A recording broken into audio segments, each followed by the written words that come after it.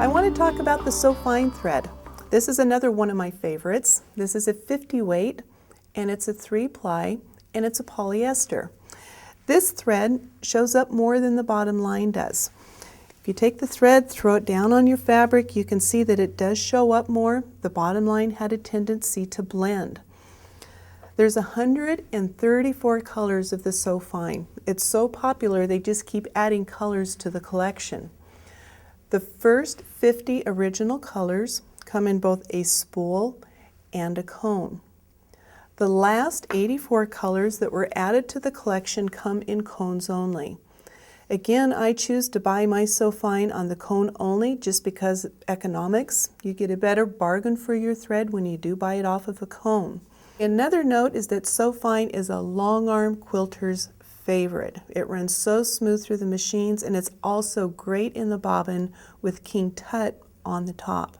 My needle of choice for the So Fine, if I'm going to be using So Fine exclusively in the top of my machine, I'm using the Top Stitch 8012. But let's say I'm going to be adding all types of different threads, the So Fine with metallics, with the glitters, and so on and so forth. I then choose the Top Stitch 9014 because that accommodates all different types of threads in the top. You don't have to change your needle back and forth.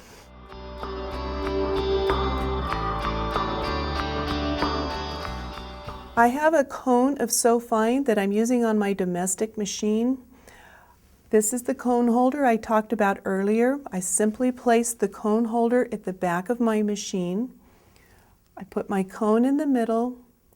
I brought my thread up through the hook, and then I have threaded my machine normally. So now I'm ready to sew. I have already brought up my bobbin thread. This time I'm going to be showing you how to do a feather with another little embellishment added to the back of the banana that I showed you in the bottom line demo. So I'm going to go ahead and start my feather. I start at the top and I bring it down. Then I'm going to come back up and make my banana. I'll make a couple of these and then I'll show you how to go back in and add that other cool little detail. So we'll do 3 feathers. This is the feather with the banana. And these are all great beginner techniques, so it gives you a way to really add some fun details. Okay, now I'm stopped. My needle's in the down position. I'm going to backtrack. Go all the way back down to the beginning. Okay, now that I've completed my bananas, I've gone all the way back down the spine. It sort of stacks my thread. Now I'm going to add a baby banana to the back of the big one. I'm just going to come up and do a little half banana and come back down.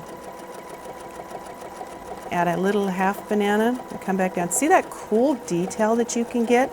And I'm not being that careful making it the same. I'm making them irregular. I'm missing my lines.